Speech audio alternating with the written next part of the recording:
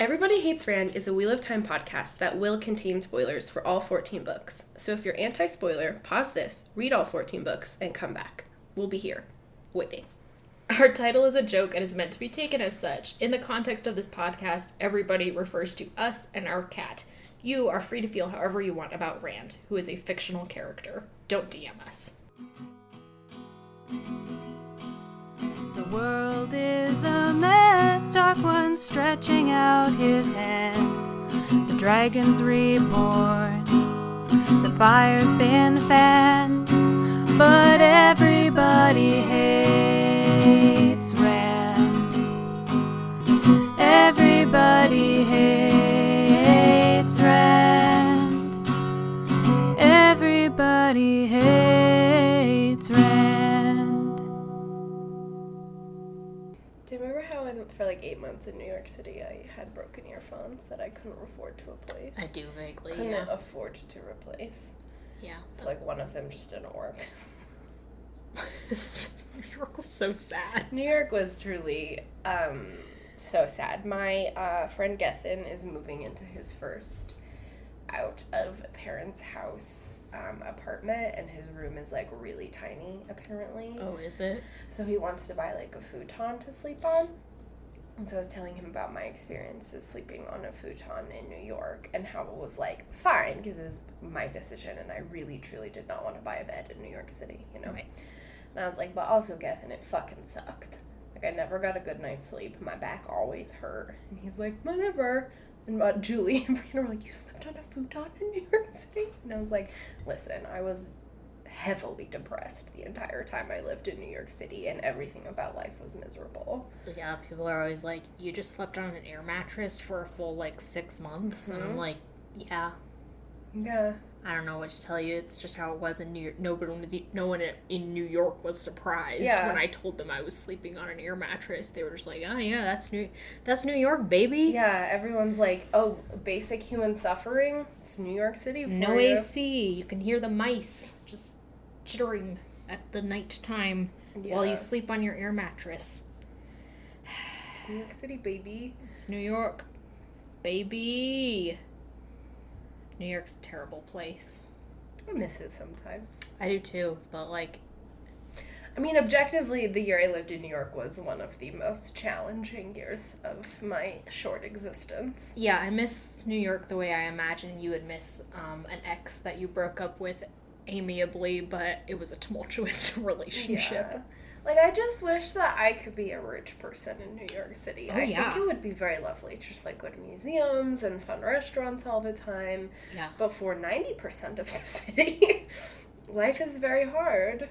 They've been having this scandal over at Bon Appetit, the magazine, in which it was revealed that, it was revealed that the main editor guy, had done brownface, which makes sense because he's a white magazine editor.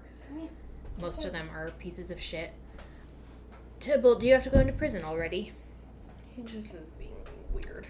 But the woman who kind of didn't expose him, but who responded to it most vocally and has like a platform to respond to it vocally, her name's Sola. She's one of the chefs at the test kitchen, but she always like appears in other people's videos. She's never, I don't know if she has her own series really. Anyway, she was like, they hired me at $50K a year, and I was like, girl, and you're living in New York, and that's what everyone's been like. But also I was like, I think I was living on like $30K a year in New York. I was. Yeah, so, but I think they're probably living in Manhattan. Yeah, which is like a totally different ball game. Yeah, and also like she's doing a job, there is no such thing as unskilled labor. All labor requires skills and hard physicality. My 2 jobs required me to never be sick, never be unhealthy, never have any aches or pains that would prevent me from doing my work, or to just push through them if I did. And that's labor, skilled labor. But like the fact that she's doing like cooking stuff in our current economy is like that labor is valued more highly than the labor I was doing. So yeah, 50K is just like, girl, bon appetit. Why are you like this? Yeah, it's been very interesting following these, like, basically people being like, this is my salary, or this is what Yeah, I got the paid salary in transparency. publishing, et cetera, et cetera. Yeah, it's just very fascinating. Have there been any exciting revelations? I feel like I'm not on book Twitter very much. Well, there's been a lot of drama about the fact that, I mean, not a lot of drama. People are just rightfully outraged. Drama is the wrong word. But Jesmyn Ward, who we mentioned last week, her first book, Salvage the Bones, I think was her first book. I think she had another one before that. Well, one of her books won the National Book Award.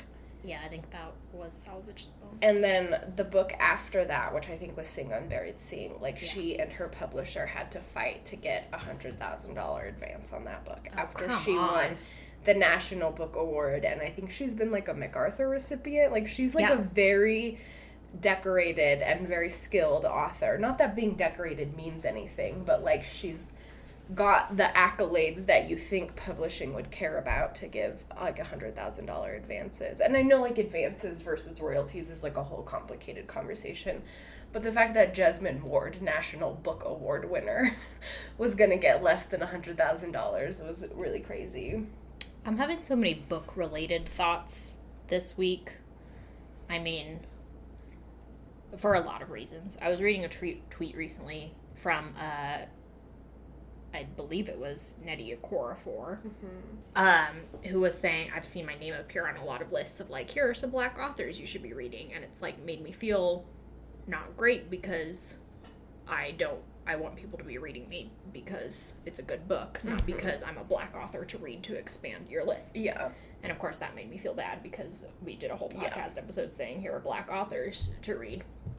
And I was like, well, that's part of being an anti-racist. You learn and you grow. Yeah. We're trying. No, I've been to go back to the concept of like lists of Black authors to read, or like the big thing every June and every February for Black History Month and every June for Pride Month is like, are you reading these Black authors? Are you reading these queer authors?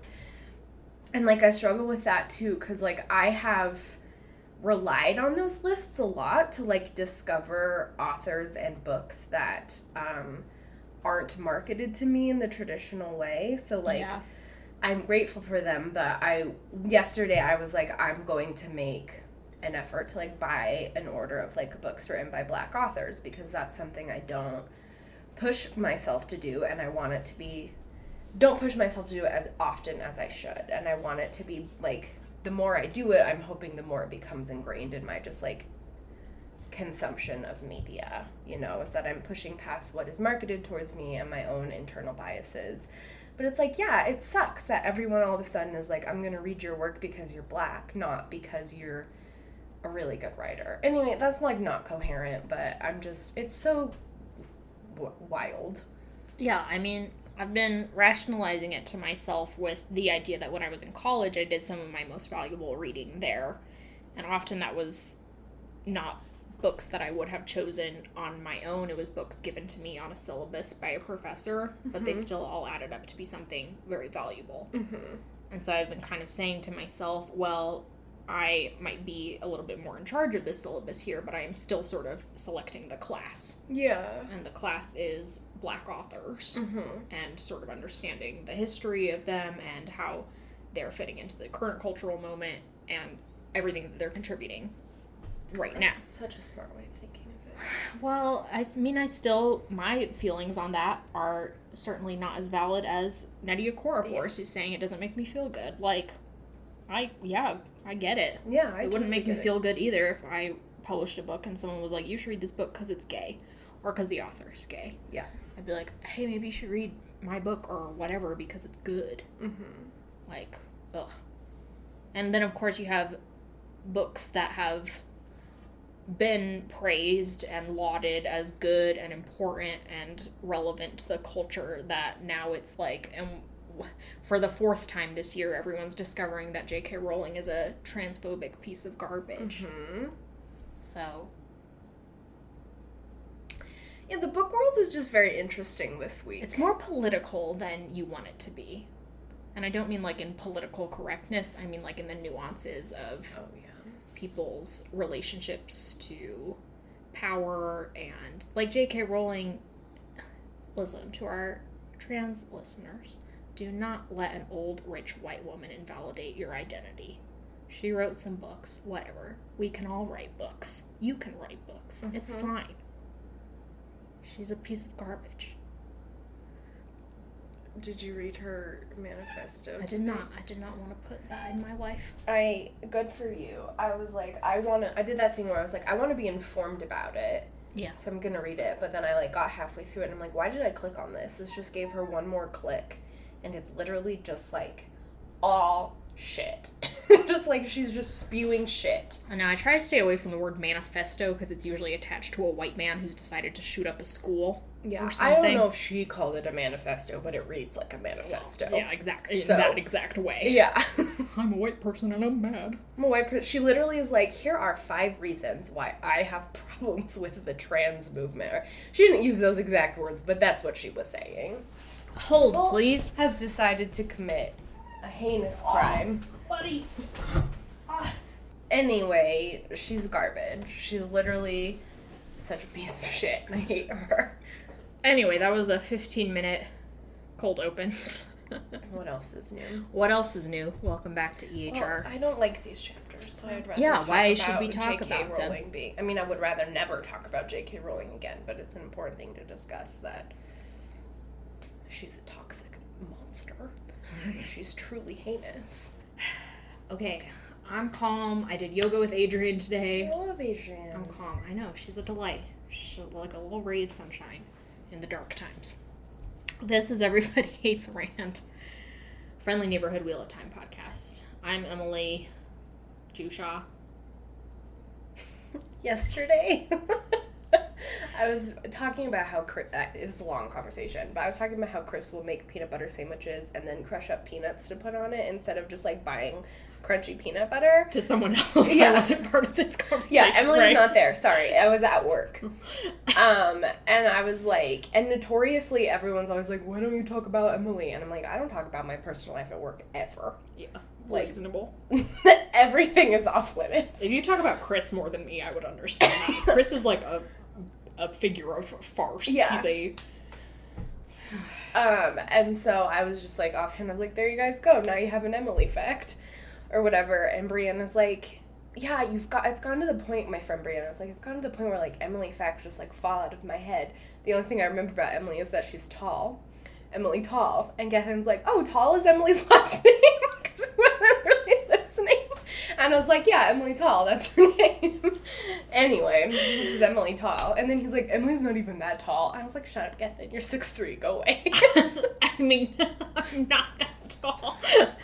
But yeah, he is 6'3", so he's coming at it from a biased perspective. Yeah, well, Brianna, who's like 5 foot flat. Yeah, of course she would be like... we've spoken about this so many times, I appear to be taller than It's I am. It's an optical illusion. Brianna also said it was your attitude that made you appear taller. So I don't know what that means. Yeah, I'll be haunted by that till the So day anyway, I die. this is why I don't bring Emily up, because Emily, like her father, is an object of such fascination to people that then we have to discuss Emily. Yeah, don't do it on purpose either. Emily just doesn't like to be known. Yeah, I try to be unknown. It's my whole thing. Which is probably why I'm such a figure of such mystery and appeal.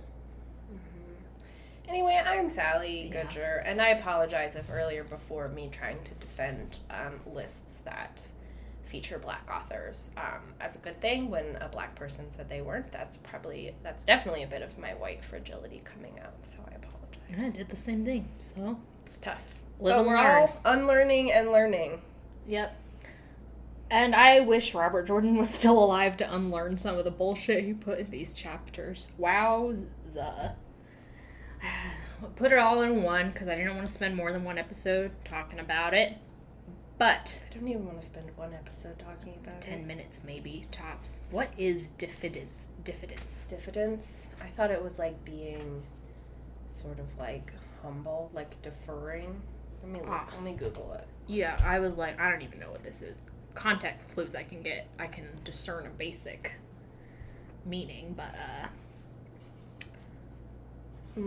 Diffident means modest or shy because of a lack of self-confidence. So diffidence modesty or shyness resulting from lack of self-confidence. Oh, shocking. Thanks. So we read 3 chapters. They alternate between Min's, Swan's, and Gareth Bryne's points of view and back. It's unfortunately. Yeah, 3 of our least favorite iconically characters. Ironically, in my reread of A Memory of Light, I just reached the chapter where Swan Sanche, spoiler alert, dies. So there we go. It feels like it's coming full circle in some way. She's dead. She sure is dead. And it sure did take another 9 books to get there, because her usefulness as a character faded long before book 14, let me tell you. And Gareth Bryne, even sooner. Have either of them ever been useful characters? No. So, as a quick plot summary, Min, Leanne, Swan, and Logain finally reach Salidar, like a salad. Salidar, I don't know how you say it, the town full of rebel Aes Sedai. Min and Logain are just kind of shunted aside, while Swan and Leanne are immediately taken aside for interrogation after some confusion, since they no longer look like themselves. And through a lot of manipulation that was planned out beforehand, Swan and Leanne sort of insert themselves into the power structure by reminding the 6 women who are now more or less in charge that they have access to various spies across the nation, and that they have a plan to raise a new Amerlin and fight up against Aleda, and a way to frame that in the public eye that will make them seem more appealing. Meanwhile, Gareth Bryne arrives and is escorted into town. He finally finds out that Swan and Leanne and Min are not who they say they are, and he is asked by the Aes Sedai to form and lead an army to bring up against the White Tower. He agrees on several conditions, and thus that sets up the foundation for Salidar that will be there when our main foci, the girls, Nynaeve, Elaine, and Edwin in the next book, will arrive. So that's the plot. Some things to talk about, I think. Min keeps bringing up Logain's halo of greatness, quote unquote. It is, I think, Chekhov's halo of greatness, and that it is brought up so frequently by the narrative that you think, surely this must come to pass in a satisfying way in the narrative. Reader, it does not. Chekhov's halo of greatness. It makes me so mad. It makes me so mad that Logain is who he is and what's happening with him. You can talk about it if you want. I don't care about the spoilers. Oh, I mean, it's just that there's all this drama in the 14th book with the seals, the Dark One seals that, were introduced early on in the series as physical items that could be broken. And sort of you can't keep track of any of them. It's like that, that game with the 3 cups and the... Yeah. Especially because they just sort of get lost and stop being relevant somewhere around books 7 through 13. Cool. Like half the fucking series. But they suddenly become relevant again in book 14 because Rand says, I want to break the seals, let the Dark One out, sort of, and immediately build a new prison because the old system is broken, essentially. And Edwin's like, that's crazy talk. I don't want to do that. But essentially, the seals sort of disappear at some point, and then there's a whole thing about getting them back. Eventually, what I'm saying is that Logain is the one who ends up with the seals and decides whether to break them, which I believe he does. That's not even like a what? In accordance with, Rand. But it is, buck wild to me that is... Yeah, that's, so underwhelming. Logain doesn't die, so in that I remember. Boy, it sure would be a shock if he did. As far as I remember, Logain doesn't die, and it is sort of implied that now that Mazrim Tem is out of the picture, because it's the last battle, obviously he would be put out of the picture, when it's revealed, oh, he was a bad guy? What? The man laughing maniacally in the corner? Yeah, the guy who... Twirling his mustaches, tying women to railroad tracks? He's a bad guy? He sure is, folks. Twirling his mustaches. And Logain's like, oh, hey, I'll take over the Black Tower, be the new male Amerlins. Yeah, whatever. I can't, doesn't he? Don't they have a title? Who cares? Mahale. Mahale. I just remember it because someone took a picture of Michael's, the craft store, but the IC had burned out, so it was Mahale. Someone was like, that's so good. No, a quality Wheel of Time meme. Yeah. Anyway, it's sort of implied that Logain is on a trajectory to being some sort of important world leader. But all of that is irrelevant because the book series ended. Yeah. And so much is in question regarding Min's viewings and whether or not they're even still in play after the last battle. The point is not whether or not Logain actually has a moment of greatness. The point is that the narrative goes out of its way to insist over and over again that we will be rewarded for having to read this insistence over and over again, that there will, in fact, be a prestige after this, build up. And there's just not. The moment with Logain breaking the seals, as far as I remember, is anticlimactic, partly because Logain isn't a character who has established himself to be a character we like or are rooting for throughout this entire series. Logain's a difficult character because just on a human basic level, I don't like him. Like, what is there to like? Yeah. Regardless of whether we are meeting him post-gentling or post after he's had his power returned to him and he's now, no longer in a depressive state that is being forced upon him by external forces. He's just not particularly a likable guy. Yeah. It's also, there's a political element to it in that there's all these lies circulating about how he has been told by Aes Sedai to be the Dragon Reborn, when we know that's not the case. Logain sort of thinks he'll get revenge on Aes Sedai by, I don't know, it's so confusing.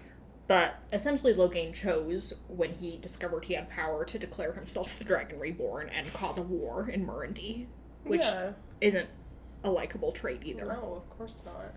Given, anybody who wants power is unlikable. Yeah. Logain just had this, I railed about it in my blog that I think was released today at the time of recording. But Logain in the 14th book has some conversation with Matt where Logain's like, just let me go fight Demandred.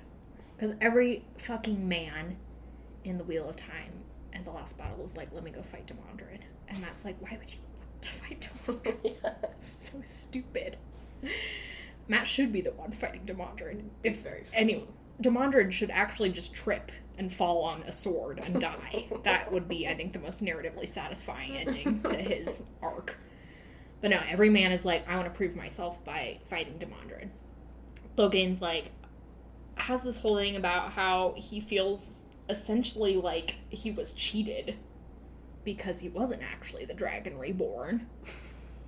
Basically, he's like, I could have been the Dragon Reborn, but basically it was just like mistiming. And I'm like, A, that ain't how, destiny works in the realm of fantasy series. But also it's just such a terrible and entitled thing to say. Yeah. That you deserve anything. Basically, I hate Logain is what I'm saying. Yeah, he sounds like a real bastard. I also think he needs help and should be on some sort of, suicide watch in these chapters, because he's clearly a person suffering emotional and mental distress, and everyone handles that with a way more levity than they should. Yeah, and it's also just like they treat him like a kid or an animal. Yeah. Min's like, he just looks so sad, but also boring. And I'm like, maybe you guys should stop using him. It's just a thought. Min has never had a thought in her life. Oh, Min has had several thoughts, all of them terrible and misogynistic. I took notes physically in this book because we're sending it to Taylor. Taylor! Emily's good at doing good things. Wow. Like writing in the book. while we're actually reading it. I Not just lay really. in my bed and I'm sad and read these chapters. Because, like, in the first chapter, I, like, wrote it, and then I was like, I've run out of things to say. Anyway, I feel like we don't talk about Min and self-fulfilling prophecies enough. She says here that she knows that Logain will end up being great. The same way that she had known the first time she saw Rand al'Thor that she would fall desperately, helplessly in love with him. And then she talks about how, later she says, she still had a personal goal, making a man who had never looked at her twice fall in love with her before he went mad. So let's think about that for a little while. Min's like, I saw a vision when I looked at this man that I would fall in love with him.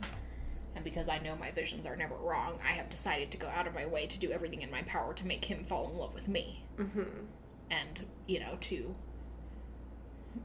create our romance. Yeah. And it's just sort of like the definition of a self-fulfilling prophecy with the, like, added element of the Cassandra story from the Iliad in there. Cassandra the prophetess who was doomed by Apollo because he was a dick to always prophesy, but no one ever believed her. So I just don't really know what... I feel like it's one of those things with Min that could be interesting in relation to her oracular abilities.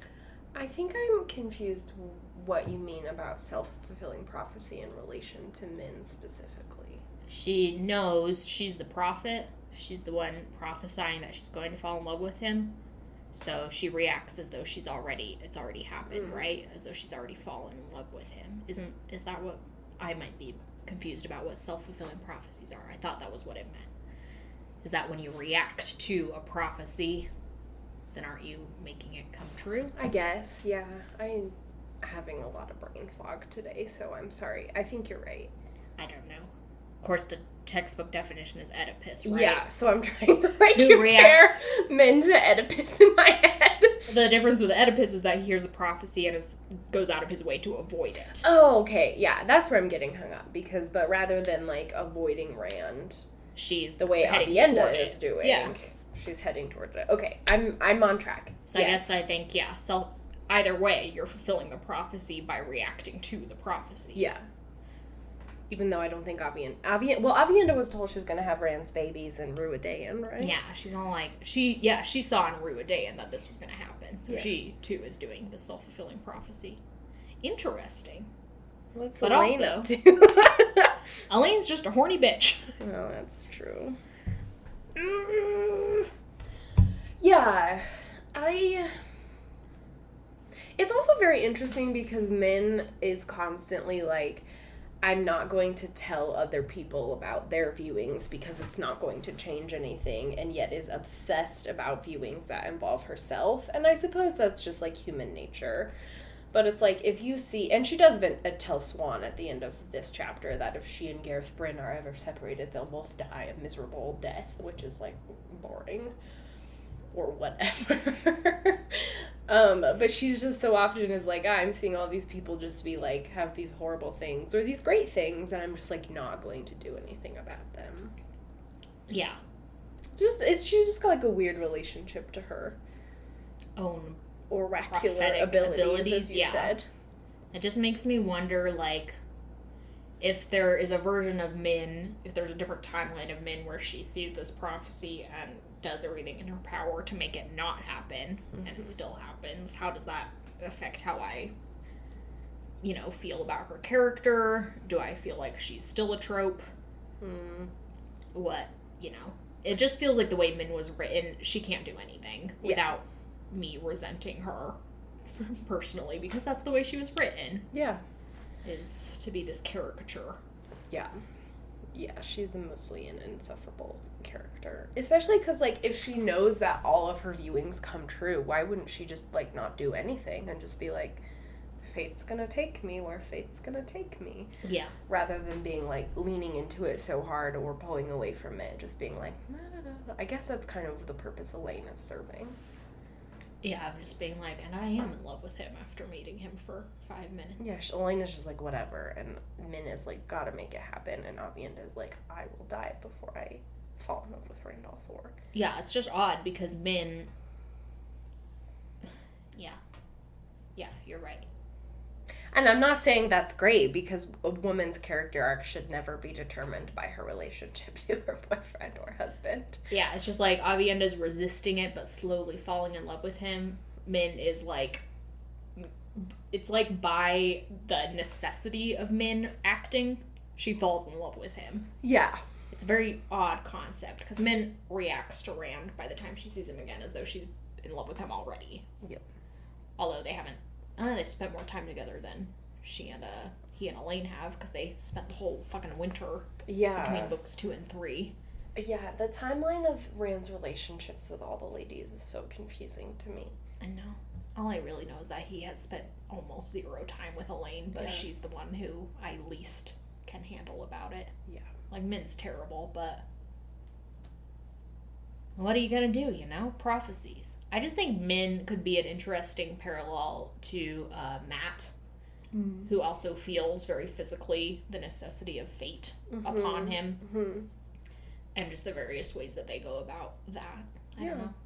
No, like, yeah, she could just have more going on, but her only plot is Rand, so she's just a very boring character.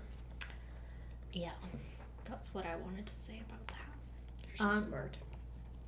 Thanks. So are you. Well, not today. What is it? Head empty. No thoughts. Head empty. Okay, we're tragically now getting to the part of the series where every Aes Sedai name becomes relevant. Or becomes completely irrelevant, and there's no way of knowing, which is so upsetting. It is incredibly upsetting. We see, I'm just gonna run through them really quick. I'm gonna try and be a resource for you, listeners, to keep track of various Should we see if I can remember the first 6? Let's see if I can do No, not them first. You do them in a minute. First, I have to mention Edicina, who sees Min and Logain when they're sitting at the inn waiting for Swan and Leanne to be done. Min sees a silvery collar suddenly appear snug around the woman's neck, and as suddenly it seemed to shatter. Edicina will be taken captive in Ebu Dar, round about book 7, will almost immediately be rescued by Matt in book 8. So, power to the people. It's just like, there's no way of knowing from Edicina, from this viewing of Min's, because Min sees other viewings around Aes Sedai that I can't parse, because they mean nothing to me. So I just wanted to point that one out. Yeah, let's see if you can... Okay. Ready? Yeah. Okay, I know there's Shiriam. Yep. There's Carlinia. And... Myrelle? However you say her name. Points if you can mention any personality traits of any of them. Well, Myrelle is our green Aja with like 6 husbands or yeah. whatever. I remember that. Is Anaya there? Okay, and then there's 2 others that are gonna be really hard. Because they're the ones that, like, Swan's like, I don't want to see them. Yeah. Does one of them starts with an M? Another one? You're so close. Is it Moravin? It's Morvrin. Okay. Which I don't know how anyone's Close. supposed to pronounce that. No, that was close enough, I think. Okay, and then does the other one start with a B? Yes.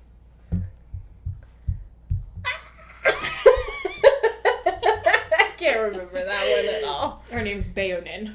Or Bayonin. What? How would you... That's not a name. Exactly. I did pretty good though, right, guys? I documented in this chapter as they're introduced. There's Shiriam, who's evil. She's of the Blue Aja, on face value, Black Aja secretly. That'll be coming out in book 11 or so.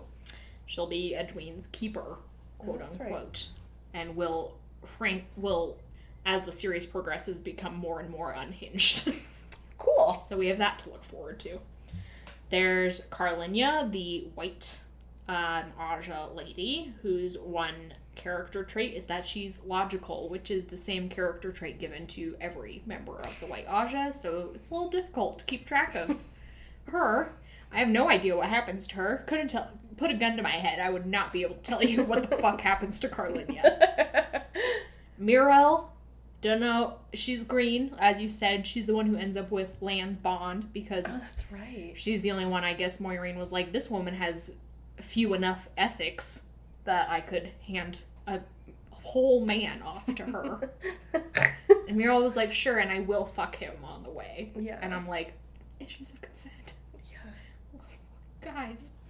The Warder bond is so upsetting. Right. So, Shiriam, Muriel, Carlinia, then there's Anaya, also of the Blue Aja, lots of Blue Aja ladies checking in here, who's the quote-unquote motherly Aes Sedai. She will be murdered in the next 5 or 6 books by the Forsaken Balthamel, who is in the body of Arengar, whose alias is Halima. I can't fucking believe that there are cells in my brain devoted to keeping track of this bullshit. Who has the time? Then there's Morvrin, like you mentioned, who we are told is quote-unquote stout, and that is her only characteristic. She is skeptical of everything. She's a brown. Again, no idea what happens to her. Couldn't tell you. Bayonin, she's a gray. She's a pretty gray. Thank you, Swan, for telling us that. And Swan tells us she's very smart, but from what I remember, Bayonin is the one who gives Aleda traveling, so I don't in fact think she's very smart.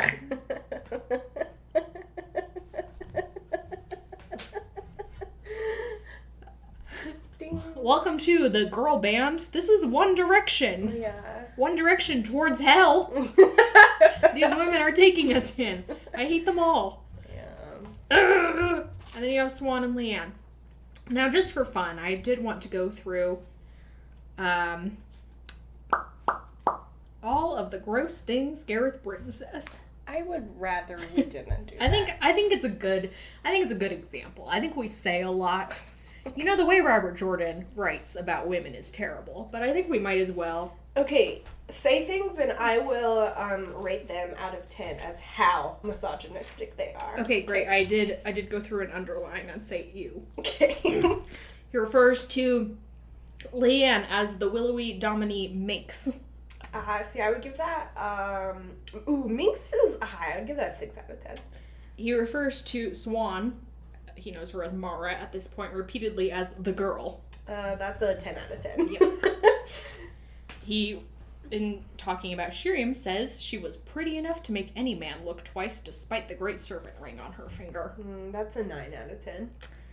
He this is less in the misogyny category and more in the racist category. He refers to Muriel as darkly pretty, my least favorite way of modifying pretty. Yeah. I was gonna give that one an 8 out of 10. Yeah. Maybe an 11 out of 10 for the added racism points. And not great. He refers to, you may remember Leanne was the willowy Dominie Minx. She is now that swan-necked Dominie. Swan-necked. That one is more just annoying. I'll do like a 5 out of 10. It's not great. He, in talking to Swan, who is basically like, they're chatting, getting to know each other again, now that they're Swan and Gareth Bryne, and not Gareth Bryne and a pair of floating blue eyes, like Gatsby in the fucking... He says, he felt pity for her. He could not imagine this woman giving up and dying, but she had lost about as much as it was possible to lose short of dying. On the other hand, he had not liked being called a buzzard or a pile of reeking fish guts. So he says to her, from now on, you can concern yourself with keeping my boots clean and my bed made. Immediately after saying, well, you no longer need to concern yourself with such things being Aes Sedai things. So that's more an example of interpersonal relationships not starting on a great foundation. Later he says about Swan, he says she composes herself very quickly in front of the Aes Sedai. When she turned again beside the fireplace, her face told no more than theirs. A remarkable woman. He was not sure he could have done as well in her place. Why would you, Gareth Bryne? Your career has set you on a completely different path. Yeah. Than having to be composed in front of a bunch of political opponents. Why must men always assume she's doing pretty great? I bet I could have done as great. I bet I, with absolutely no training Okay, there was a beep there. A big beep. Sometimes my computer goes dark while we're recording and we can't handle that, so we always touch it to make sure it livens up again, but stopped the recording on accident. I stopped the recording because I'm a useless excuse to be human being. No, because Audacity was like, you touched a single button, would you like to save the project? I'm glad I hit yes. What if I can't No. I can't do this again. I can't talk about Gareth Bryne's shitty misogynistic comments. Anyway, if you guys recall, Gareth Bryne never scored lower than a 5 out of I completely made up an arbitrary misogyny scale. So he's gross. He's really stanky. And like at one point, right after he was like, you'll keep my bed made. And Siuan, of course, was like, if you're looking for that, you should have better luck with Leanne. And Gareth's like, why do women always think that men are alluding to sex stuff? And it's like, you are literally giving off those vibes, first of all. Yeah, and then he goes out of his way to make her more uncomfortable. Yeah, and he's like, you'll find out what kind of man I am. And it's like, why would you say such threatening, horrible things to a woman? And he's like, why is she acting all freaked out? And it's like, oh my god. You have no self-awareness, you rat bastard. Basically, I'm coming to realize that many of the reasons that Gawain is such a bad man is that he focuses a lot of his ideals about masculinity on Gareth Bryne. Ooh, you're right. There's a lot of the taciturn devotion to duty there, no matter what. It's just generally unpleasant. Yeah. I mean, as has been pointed out by several of our listeners, Gareth Bryne is literally a character of Robert E. Lee. As we have seen, it's been a delight watching Confederate statues be defaced and or torn down. Yeah. It's like, fuck yeah. Yeah. Do it. So stop deifying Robert E. Lee. I think we should stop deifying any military leader. I mean, yeah, that's true. They're not generally good people. Yeah. Not just generally. They're not good people. Just because war is bad. We're so bad. It just causes a lot of people to die. In case you guys didn't know that. Okay. Whatever. That's that. Anyway, fuck Gareth Bryne. Fuck Gareth Bryne. Fuck Siuan.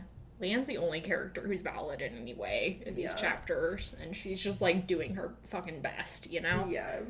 Trying to get by in this crazy world.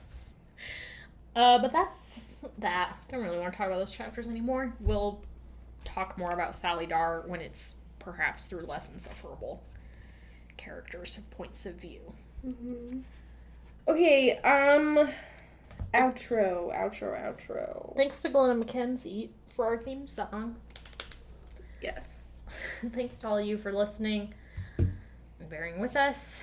As a reminder, we are still giving away stickers to those of you who can provide proof or receipt that you have donated to a bail fund, ACLU, Black Lives Matter, any of the many charities that are floating around, the nonprofit organizations that are doing really good work on the ground right now. We will send you a sticker of your choice if you send us that receipt with your address. The artists will still be paid from our Patreon funds. Yeah, other income. Yes. And also, like, if you are someone who wants to donate but needs some direction as to the organizations that are doing the good work that you're interested in, please reach out to us and we are happy to provide you some places. Yeah. Yeah. Okay, I do have a listener submitted sign off. Logan submitted 2. I'm trying to decide which one I want to read. Okay, I'm gonna read what he calls the embarrassing one first because it's very relatable for me personally. So Logan writes, in 3rd grade during a quiz game our class was playing, I was winning handily and got a question wrong. After the class had their fun wowing over me getting it wrong, I went to the bathroom and cried so hard I threw up and went to the office to call to go home. Oh my god. This is very relatable because I did nearly the same thing when I was in 3rd grade. Oh, you poor kids. I'm so sorry. I want to give your third grade self a Yeah, little hug. it's so embarrassing being the, like, quote-unquote smart kid in class. Yeah, because you feel like you can't ever do wrong. One time I got a math problem wrong, and it was really embarrassing, and I cried really hard, and just, like, snot was, like, running out of my nose, and the teacher made me leave the classroom. I was always deeply ashamed when I got in trouble for behavioral problems, which I reasonably should have, probably more than I did. But I remember my third grade teacher had one of those little, like, stoplight codes for, like, you put a yellow card on if you've done something bad, and I was always so upset and outraged when I got a yellow or a red card, because I was like, me no less. Yeah, they did that when we were in, they did that, like, a couple years, but I remember second grade was particularly brutal, because not was it only, like, green, yellow, red, it was green, yellow, orange, red, and black. Jesus. Yeah. So it was like the stakes were very high. When the lights go out. Second grade. Yeah, it was very upsetting. God, that teacher had a sense of drama. Yeah, it was very drama. Okay, well, give your inner child a hug this week. They deserve it. Be good. Black Lives Matter. Trans people. Trans women are women. Trans men are men. All gender identities are valid. That's true. Fuck the police. Have a good week.